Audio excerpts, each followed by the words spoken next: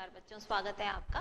सजीव की संरचना अध्याय 6 हम ले रहे थे। उसमें आज हमारा टॉपिक रहेगा कोशिका विभाजन, उसके प्रकार और उसमें समसूत्री विभाजन का अध्ययन हम विस्तार से करेंगे। उससे पहले बच्चों इस अध्याय के शुरुआत में आपको एक करेक्शन अपनी किताब में करना है। पेज नंबर 37 आप निकाल लें, 37 पेज नंबर 37 में बच्चों एक हमारा दिया हुआ है कोशिका के आकार के आधार पर शुतुरमुर्ग के अंडे का साइज उसमें बता रखा है, वो करेक्शन हमें करना है। किताब में दिया है बच्चों 100 सेंटीमीटर से 150 सेंटीमीटर दिया है शुतुरमुर्ग के अंडे का व्यास। मिल गई होगी आपको लाइन संभवतः। इसमें आप या तो इस सेंटीमीटर को बच्चों मिलीमीटर बना लें,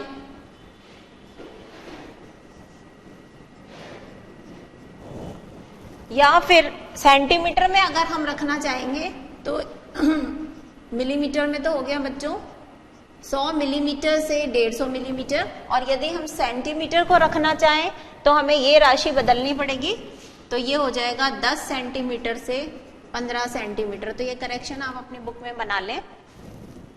हमारी जो पाठ्य पुस्तक है उसमें 100 सेंटीमीटर से 150 सेंटीमीटर दिया हुआ है, हमें करना है 100 मिलीमीटर से 150 मिलीमीटर, या एक ही बात है 10 सेंटीमीटर से 15 सेंटीमीटर। तो ये करेक्शन है, आप किताबों में कर लें। उसके बाद शुरुआत करते हैं बच्चों आज के टॉपिक की, कोशिका विभाजन। क्या है ये कोशिका विभाजन? नई नई कोशिकाएं बनती जाती हैं बच्चों, और ये नई कोशिकाओं की उत्पत्ति कहाँ से होती है? जो हमारी पुरानी कोशिकाएं हैं, पूर्ववर्ती कोशिकाएं हैं, उन्हीं से नई कोशिकाएं उत्पन्न होती हैं। अब इन पुरानी कोशिकाओं को, जो कि नई कोशिकाओं को उत्पन्न करने की क्षमता रखते हैं, हम या तो मातृ कोशिका या जनक कोशिका कहते हैं। क्या कहते हैं इन्हें? मातृ कोशिका या जनक कोशिका। तो इन कोशिकाओं से हमारी नई कोशिकाएं उत्पन्न होती हैं। अब प्रत्येक जो बहुकोशिक जीव है, यानी जिसका शरीर बहुत सारी कोशिकाओं से मिलकर बना है बच्चों, उसके जीवन का प्रारंभ कहाँ से होता है? निषेचित अंड से होता है। अब आखिर ये निषेचित अंड क्या है? आपने अपनी छोटी कक्षाओं में भी पढ़ा है बच्चों। शुक्राणु जो कि नर कोशिका है, अंडाणु जो कि मादा कोशिका है, जब दोनों का संयोजन होता है तो निषेचन की क्रिया के फलस्वरूप जो स्पीशीज बनती है उसे हम कहते हैं निषेचित अंड। उस निषेचित अंड को एक नाम दिया गया है युग्मनज। तो यहाँ हमारे समझने की बात यह है कि जब भी अंडाणु और शुक्राणु का संयोजन होता है तो उससे निषेचित अंड यानी कि युग्मनज का निर्माण होता है। अब शुरुआत यहीं से ही विभाजन की हो जाती है बच्चों। युग्मनज में जब लगातार विभाजन होगा तो जो संरचना बनेगी उसे हम भ्रूण के नाम से जानते हैं, और भ्रूण में फिर बार बार विभाजन होने से पूरा का पूरा बहुकोशिक जीव उत्पन्न हो जाता है। तो ये प्रक्रिया है बच्चों नए जीव के निर्माण की। लेते हैं एक एक करके पद।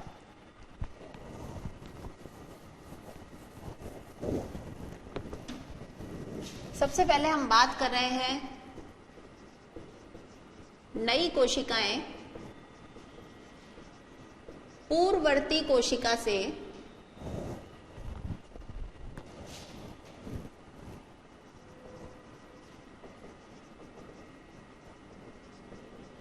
उत्पन्न होती है। पूर्ववर्ती कोशिका जनक कोशिका या क्या कहलाती है? मातृ कोशिका कहलाती है।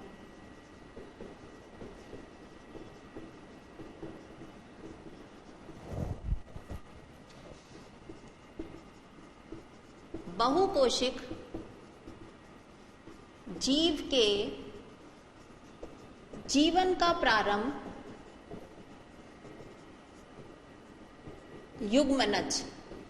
युग्मनज क्या है? निषेचित अंड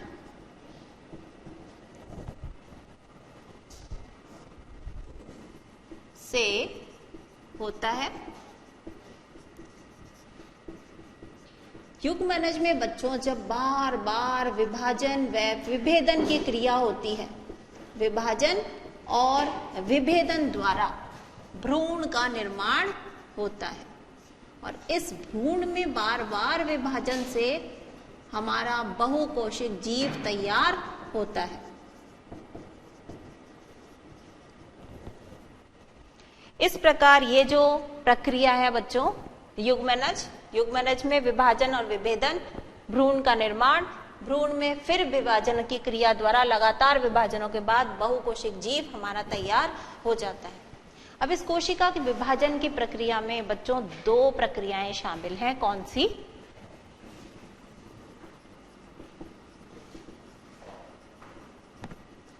कोशिका विभाजन की प्रक्रिया में 2 अवस्थाएं सम्मिलित हैं। पहली केंद्रक विभाजन और दूसरी है हमारी कोशिका द्रव्य विभाजन। अब आपके लिए ये चीजें कोई नई नहीं है। केंद्रक और कोशिका द्रव्य दोनों चीजें आप जानते हैं। कोशिका कला थी सबसे बाहरी संरचना, बीचों बीच जंतु कोशिका में केंद्रक, और केंद्रक और कोशिका कला के बीच में भरा हुआ पदार्थ सारा क्या था? कोशिका द्रव्य। तो इस प्रकार बच्चों ये जो 2 क्रियाएं होनी है कोशिका विभाजन के दौरान, सबसे पहली क्रिया है केंद्रक का विभाजन, एक केंद्रक से 2 केंद्रक का निर्माण होता है। दूसरा है कोशिका द्रव्य का विभाजन। पहली प्रक्रिया केंद्रक का विभाजन होता है और उसके बाद कोशिका द्रव्य विभाजन होता है, जिससे कि एक कोशिका से 2 कोशिकाएं उत्पन्न हो जाती हैं। अब बच्चों कभी कभार ऐसा होता है कि केंद्रक विभाजन के बाद कोशिका द्रव्य का विभाजन नहीं हो पाता, और उस स्थिति में कुछ उदाहरण आप अपनी बड़ी कक्षाओं में पढ़ेंगे कि उसमें केंद्रक की संख्या जो है वो उस कोशिका में काफी ज्यादा हो जाती है, क्योंकि कोशिका द्रव्य का विभाजन नहीं हो पाता। हमें यहाँ पढ़ना है केंद्रक और कोशिका द्रव्य दोनों के ही विभाजन। तो आपने देखा कोशिका विभाजन का क्या महत्व चल रहा है। कोशिका यदि विभाजित ना करे तो नए जीव जो हैं वो उत्पन्न नहीं हो पाएंगे। अब देखें हम कोशिका विभाजन हालांकि कितने प्रकार का होता है, इसके प्रकार कितने हैं कोशिका विभाजन के प्रकार। इसके प्रकारों को बच्चों हम 2 भागों में बांट सकते हैं। समसूत्री विभाजन, जिसका दूसरा नाम सूत्री विभाजन भी कहा जा सकता है, और दूसरा है अर्धसूत्री विभाजन। अब ये प्रकार किस आधार पर किए गए हैं बच्चों? ये प्रकार इस आधार पर किए गए हैं कि जब हमारी संतति कोशिकाएं बनती हैं, यानी एक कोशिका से जब उसकी पुत्री कोशिकाएं उत्पन्न होती हैं, तो उन कोशिकाओं में गुणसूत्रों की संख्या क्या रहती है? क्या गुणसूत्रों की संख्या मात्र कोशिका के बराबर ही रहती है या उसकी आधी हो जाती है? तो बात करेंगे पहले हम समसूत्री विभाजन, जो इसका एक पहला प्रकार है कोशिका विभाजन का। ऐसा विभाजन जिसमें संतति कोशिका में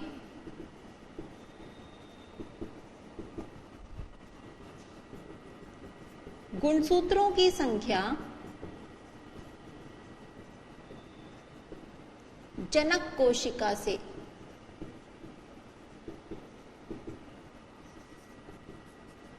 समान होती है।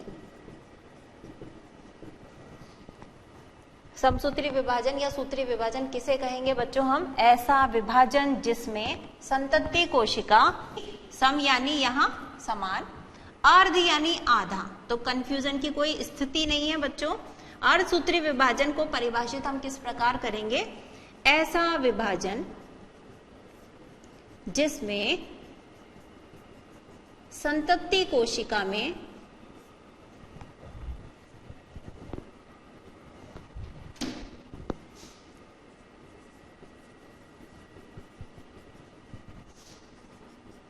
गुणसूत्रों की संख्या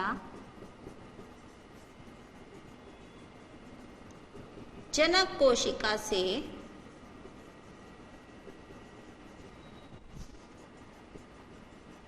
आधी रह जाती है उसे हम अर्धसूत्री विभाजन के नाम से जानते हैं।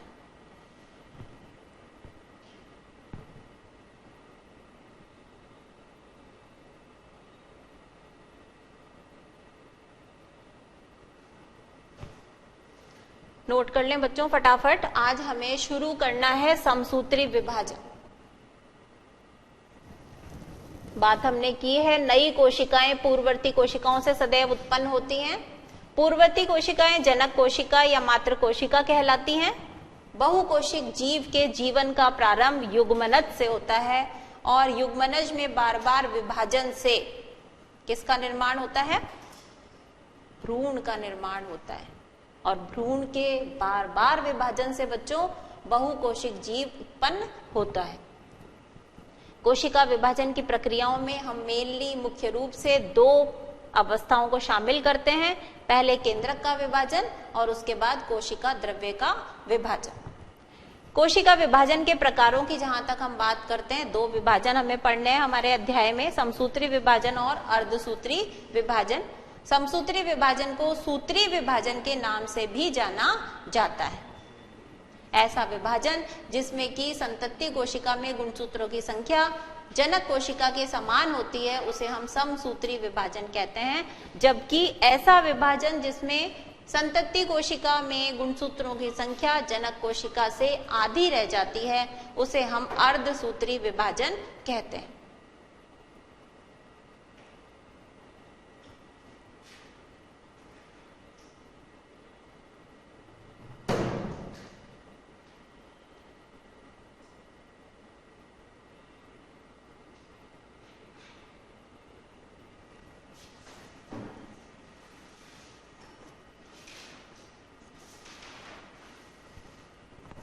चलें बच्चों आगे।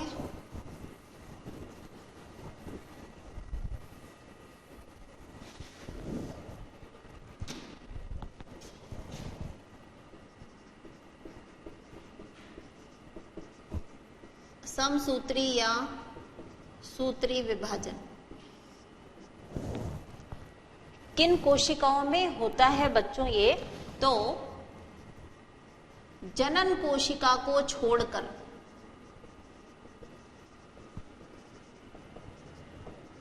सभी कायिक कोशिकाओं में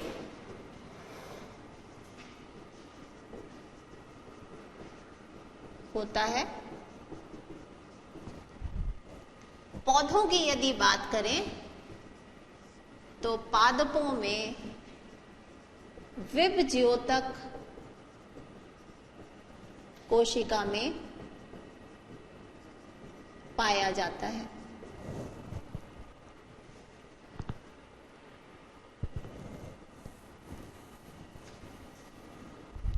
अभी अभी हमने बात की थी कि गुणसूत्रों की संख्या इसमें क्या रहती है? समान।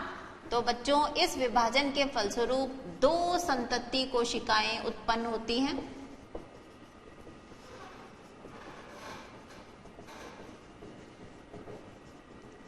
तथा उनमें गुणसूत्रों की संख्या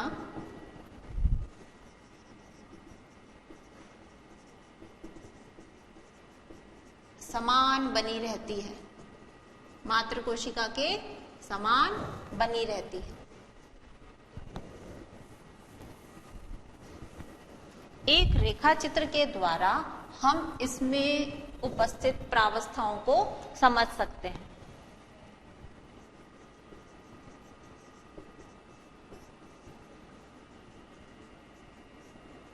समसूत्री विभाजन की प्रावस्थाएं या अवस्थाएं कुछ भी कह सकते हैं हम।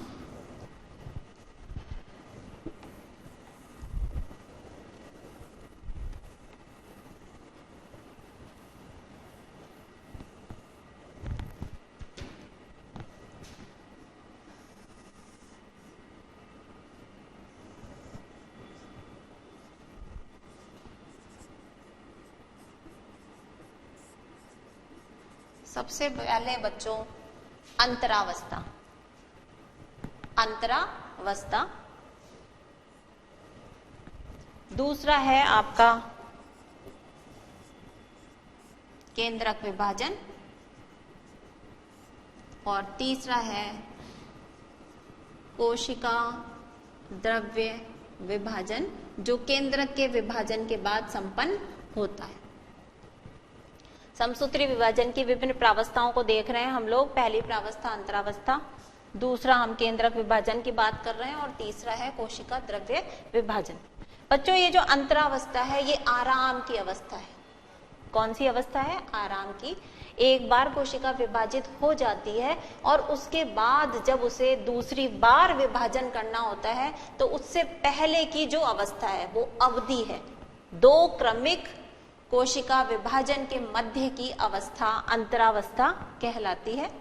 जबकि केंद्रक विभाजन के अंतर्गत बच्चों एक केंद्रक से दो केंद्रक का निर्माण होना है और कोशिका द्रव्य जब विभाजित हो जाता है तो एक कोशिका से दो कोशिकाओं की उत्पत्ति होती है।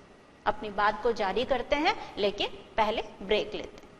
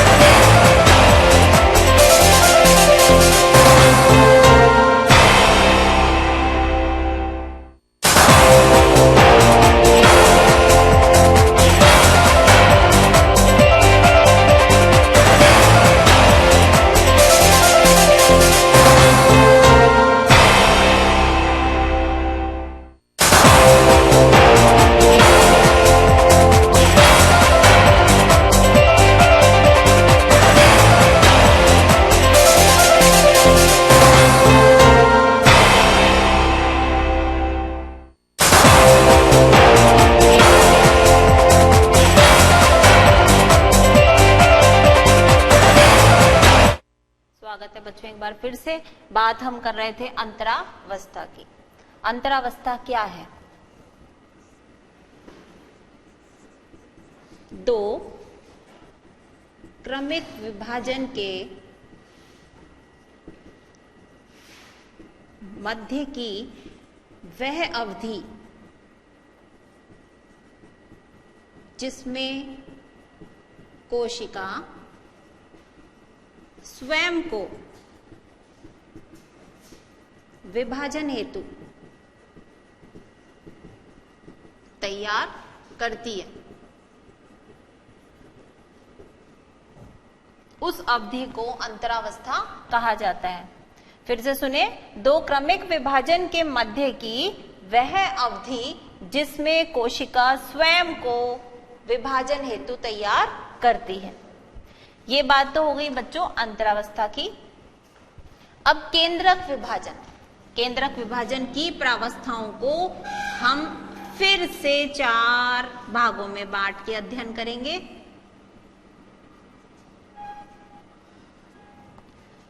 सबसे पहली अवस्था है पूर्वावस्था, जिसे प्रोफेज कहा जाता है, अंग्रेजी में जिसे प्रोफेज कहते हैं। दूसरी अवस्था मध्यावस्था, जिसे अंग्रेजी में मेटाफेज कहा जाता है। उसके बाद पश्चावस्था जिसे एनाफेज के नाम से जाना जाता है, और लास्ट और चौथी अवस्था अंत्यावस्था जिसे टीलोफेज के नाम से जाना जाता है। कोई जरूरी नहीं है बच्चों हम अंग्रेजी के नाम भी याद करें, हिंदी के भी याद कर रहे हैं तो कोई दिक्कत नहीं है, आपको एडिशनल चीज बताने के लिए बता दिया। पूर्वावस्था, मध्यावस्था, पश्चावस्था और अंत्यावस्था, क्या क्या इन प्रावस्थाओं के में गुजरता है वो अभी हमें डिटेल से पढ़ना है, विस्तार से पढ़ना है बच्चों। इधर अब बात कर लेते हैं हम कोशिका द्रव्य विभाजन की। इसमें भी हम दो प्रकार पढ़ेंगे। एक बार पहले रेखा चित्र देख लेने से दिमाग में हमारे बच्चों उसकी स्थिति क्लियर रहती है। कोशिका द्रव्य विभाजन जो है बच्चों, अब जंतु कोशिका में अलग प्रकार का होता है और पादप कोशिका में अलग प्रकार का होता है। जंतु कोशिकाओं में कोशिका द्रव्य जो है वो विदलन विधि से विभाजित होता है, जबकि पादप कोशिकाओं में इसका विभाजन कोशिका पटलिका विधि से होता है।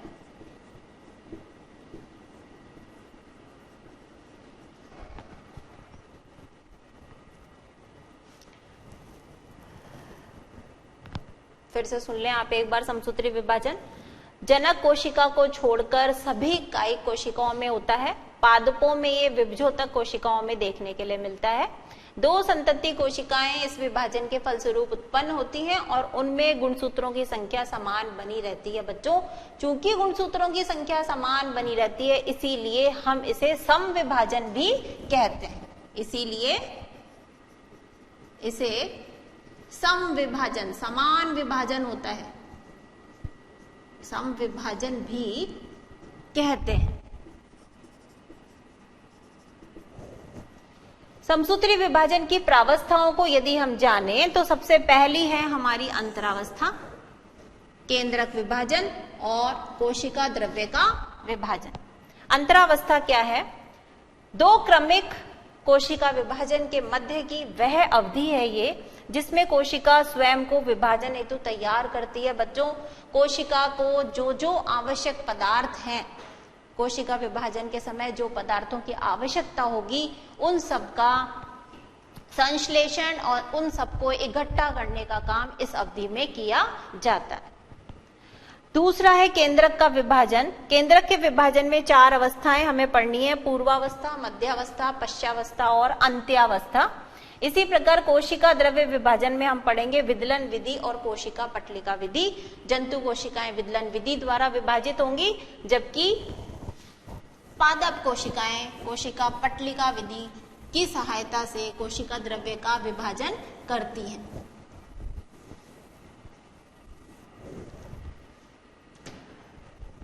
हम लेते हैं बच्चों केंद्रक विभाजन।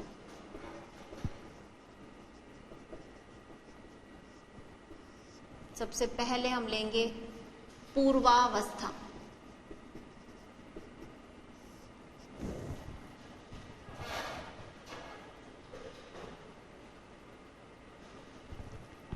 सबसे प्रारंभिक अवस्था है बच्चों ये,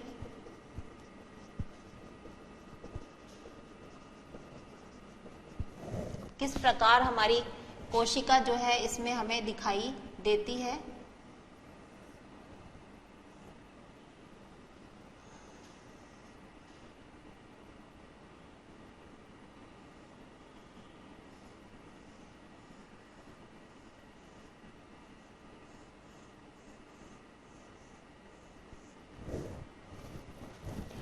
कोशिका को आप इस प्रकार से देखने का प्रयास करें बच्चों, ये हमारी कोशिका कला है ही।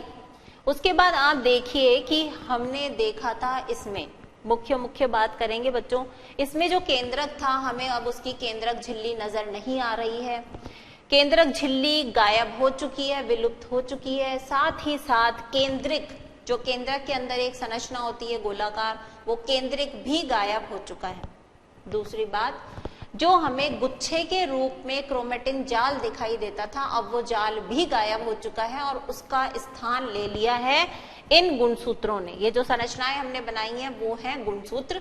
तो क्रोमेटिन जाल जो है वो संकुचित हो गया, संघनित हो गया और गुणसूत्रों के रूप में बदल गया है।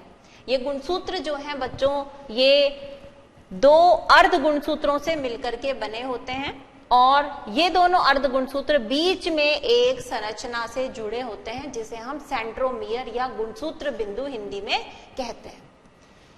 अंतर्द्रवी जालिका, गोल्जिका, ये सारे धीरे धीरे विलुप्त हो जाते हैं। तो ये कुछ ऐसी क्रियाएं हैं। साथ ही साथ बच्चों, जो हमने एक तारक काय की बात आपको बताई थी, तारक काय विभाजित हो जाता है इस अवस्था में और दो तारक केंद्र बनाता है।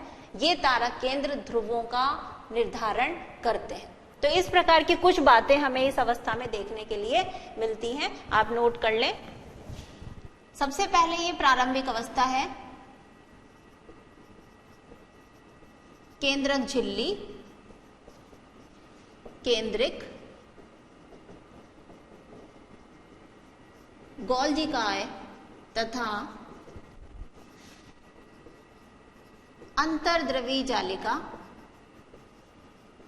विलुप्त, क्रोमेटिन जाल संघनित होकर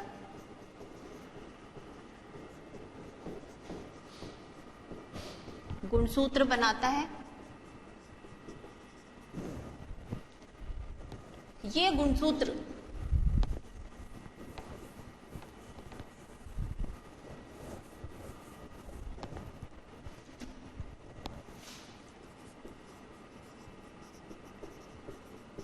दो क्रोमेटिड से बने जो कि परस्पर गुणसूत्र बिंदु से या सेंट्रोमियर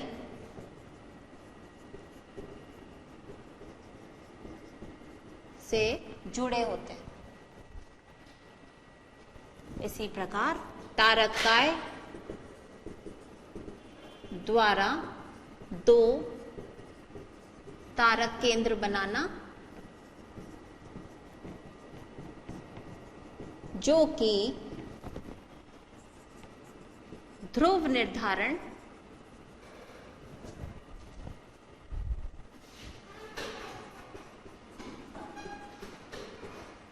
करते हैं।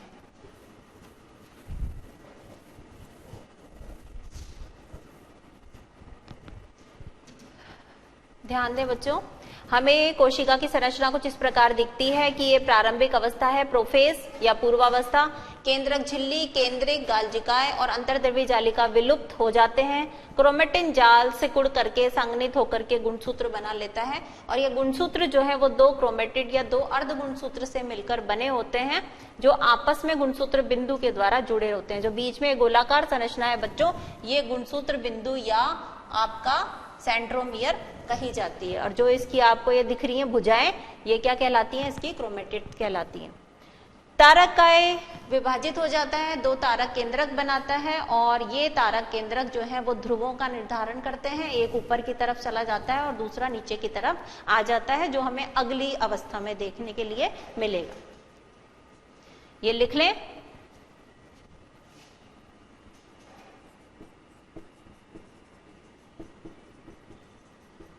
दूसरी आती है फिर हमारी मध्यावस्था। आप ये लिख लें जब तक इसके लिए चित्र तैयार करते हैं।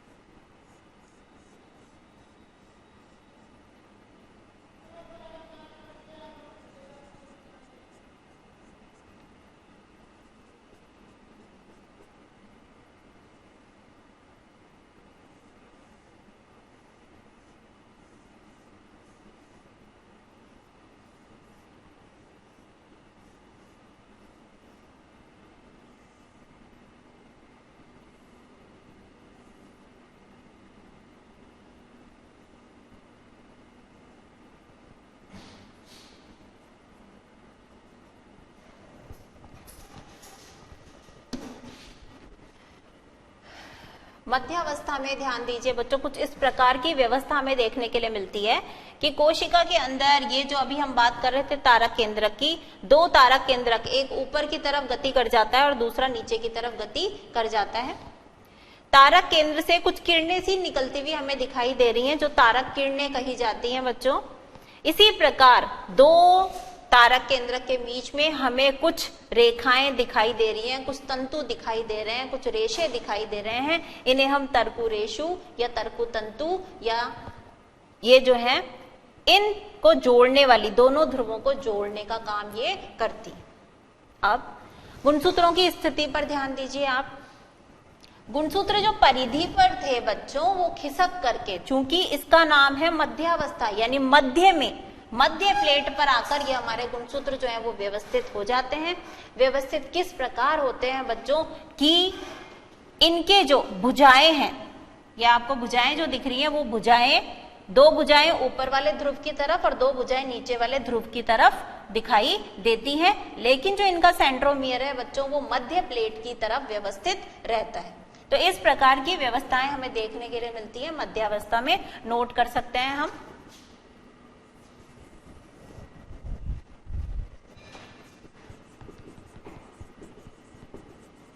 तारक केंद्रक विपरीत ध्रुवों की ओर गमन करते हैं। तारक किरणें निकलती हैं।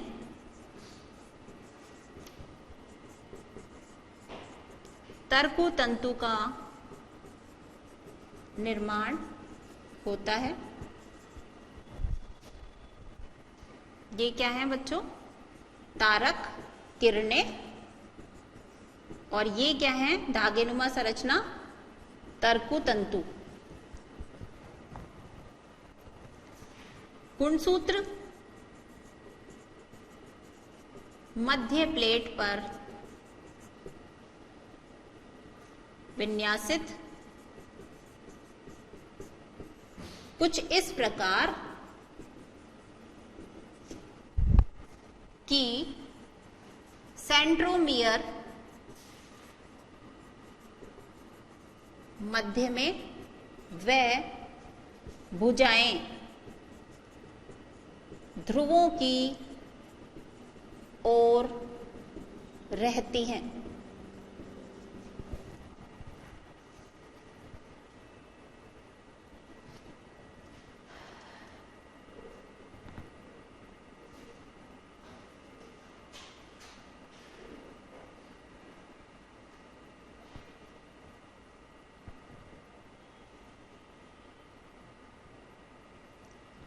तारक केंद्रक विपरीत ध्रुवों की ओर गमन करते हैं। तारक किरणें निकलती हैं, तर्कु तंतुओं का निर्माण होता है और गुणसूत्र मध्य प्लेट पर विन्यासित या व्यवस्थित हो जाते हैं। कुछ इस प्रकार होते हैं कि सेंट्रोमियर मध्य में रहता है जबकि भुजाएं ध्रुवों की ओर विन्यासित रहती हैं।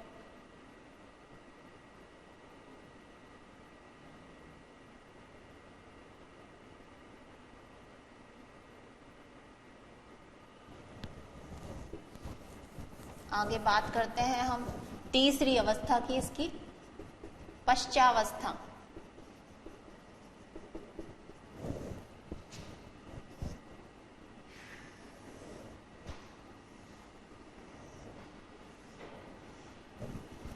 कोशिका का आकार बच्चों उतना ही है, आपको सुविधा रहे देखने में समझने में, इसलिए थोड़ा बड़ा करके इसको बनाया जा रहा है।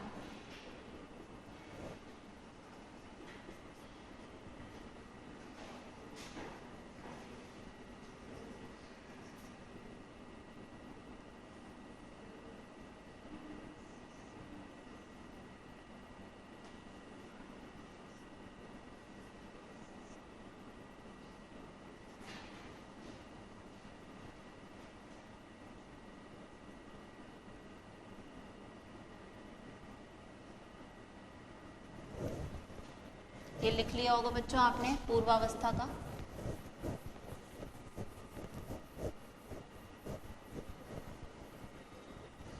अब देखिए कुछ ये इस प्रकार की संरचना हमें देखने के लिए मिलती है पश्चावस्था में। क्या क्या अंतर आपको नजर आ रहे हैं? वही तारक केंद्रक तो दिखाई दे रहा है, तारक किरणें दिखाई दे रही हैं बच्चों, तर्कु तंतु भी नजर आ रहे हैं। अंतर आया है तो किसमें आया है बच्चों? ये जो गुणसूत्र था इसका जो ये सेंट्रोमियर आपको दिखाई दे रहा है ये विभाजित हो जाता है। एक सेंट्रोमियर यहाँ और एक यहाँ, दो थे, अब आपको यहाँ 4 दिखाई दे रहे हैं। इसका मतलब एक सेंट्रोमियर जो है वो विभाजित हो गया, 2 सेंट्रोमियर बना लिया। इसी प्रकार ये जो क्रोमेटिड है, ये जो भुजाएं हैं वो भी 2-2 भुजाएं आपको इसके साथ जुड़ी हुई नजर आ रही हैं बच्चों। अब ये पुत्री गुणसूत्र कहलाते हैं। ये पुत्री और ये पुत्री गुणसूत्र किससे बना हुआ है? जब ये दोनों एक साथ थे उनसे मिलकर के बनाए। तो एक गुणसूत्र से ये बने हुए हैं और दूसरे गुणसूत्र से ये बने हुए। अब ये इस प्रकार विन्यासित हो जाते हैं बच्चों, थोड़ा सा ये ध्रुवों की तरफ खिसक जाते हैं और इस प्रकार खिसकते हैं कि अब इसका सेंट्रोमियर ध्रुव की तरफ रहता है, जबकि भुजाएं जो है वो मध्य प्लेट की तरफ रहती है। यानी मध्य अवस्था में जो स्थिति थी उसके जस्ट उलट स्थिति है। उसमें भुजाएं थी ऊपर की तरफ और ये था मध्य में, और जबकि अब ये है ध्रुव की तरफ और भुजाएं हैं मध्य में। किस प्रकार इनका संकुचन जो है वो नियंत्रित होता है बच्चों? ये तर्कु तंतुओं के संकुचन से ही नियंत्रित होता है इनका ऊपर की तरफ खिसकना। इस व्यवस्था को हम पश्चावस्था अभिगमन कहते हैं। तो हम इसको नोट करेंगे।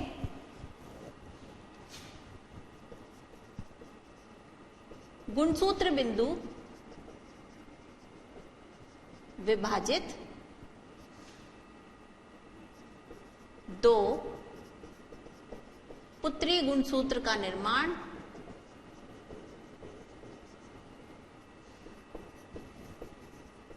गुणसूत्र का ध्रुवों की ओर खिसकना,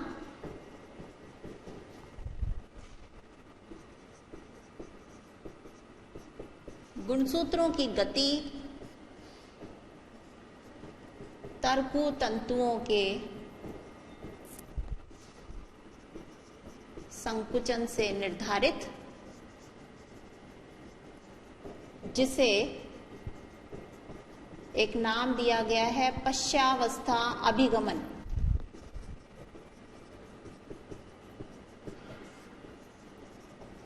कहते हैं सेंट्रोमियर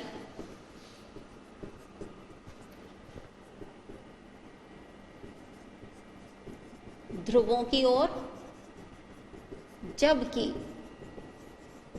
भुजाएं मध्य प्लेट की ओर या मध्य पटलिका की ओर।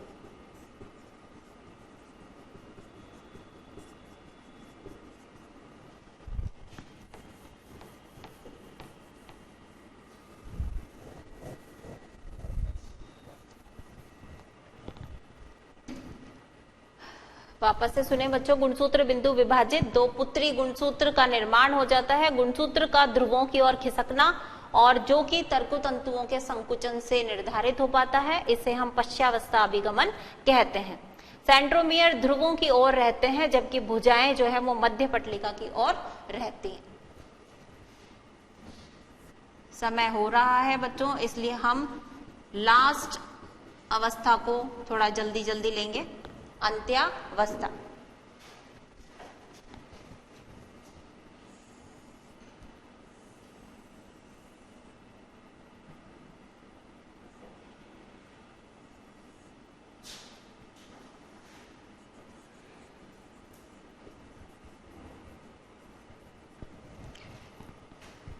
कुछ इस प्रकार की स्थिति बच्चों हमें देखने के लिए मिलती है अंत्यावस्था में। क्या क्या चीजें होती हैं? अब गुणसूत्र हमें कहीं नजर नहीं आ रहे। गुणसूत्र जो है वो क्रोमेटिन जाल में बदलते हैं। 2 केंद्रक बनते हैं, एक ऊपर की तरफ बन गया है और एक नीचे की तरफ। जो चीजें पूर्वावस्था में गायब हो गई थी बच्चों, जैसे कि केंद्रिक, केंद्रक झिल्ली, गोल्जी काय और अंतर्द्रवी जालिका,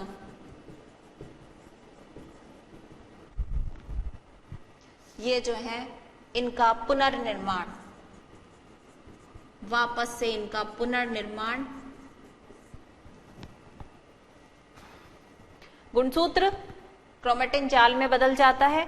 एक केंद्रक से दो केंद्रक बन चुके हैं अंत्यावस्था में, और उसके बाद जो केंद्रक झिल्ली गायब हो गई थी बच्चों, केंद्रिक गायब हो गया था, गोल्जिकाय गायब हो गया था, अंतर्द्रव्यी जालिका गायब हो गई थी, उन सबका पुनर्निर्माण हो जाता है।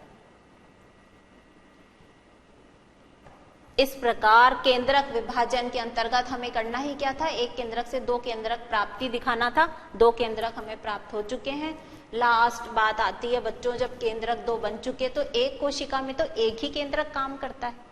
अब इन दो केंद्रक का क्या काम है, तो आप देखिए उसके बाद जो केंद्रक विभाजित होता है, अब कोशिका द्रव्य विभाजन द्वारा ये दो कोशिकाओं का निर्माण कैसे करता है।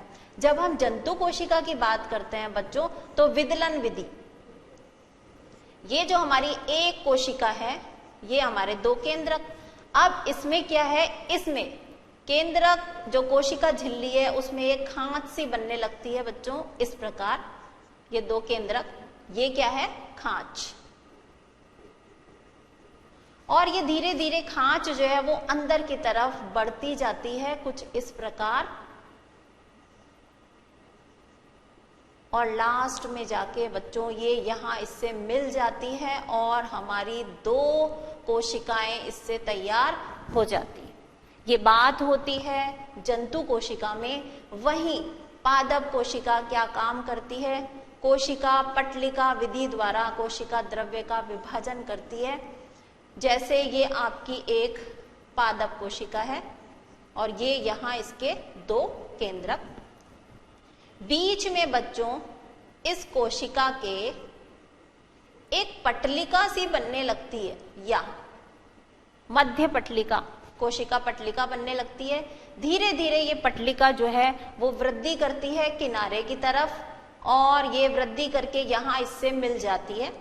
सेल्यूलोज जो है वो इसके दोनों तरफ जमा होने लगता है, और इस प्रकार बच्चों इससे भी दो पादप कोशिकाएं हमारी तैयार हो जाती हैं, जिसमें केंद्रक कहाँ रहता है, हमने देखा था किनारे। तो इस प्रकार बच्चों ये जो है पूरा हो जाता है आपका समसूत्री विभाजन, जिसमें आपने अंतरावस्था, केंद्रक विभाजन की विभिन्न प्रावस्थाएं और कोशिका विभाजन द्वारा एक कोशिका से दो कोशिकाओं का निर्माण समझा। अगली क्लास में लेंगे बच्चों हम अर्धसूत्री विभाजन, किस प्रकार एक कोशिका से चार कोशिका बनती हैं देखेंगे। तब तक के लिए नमस्कार।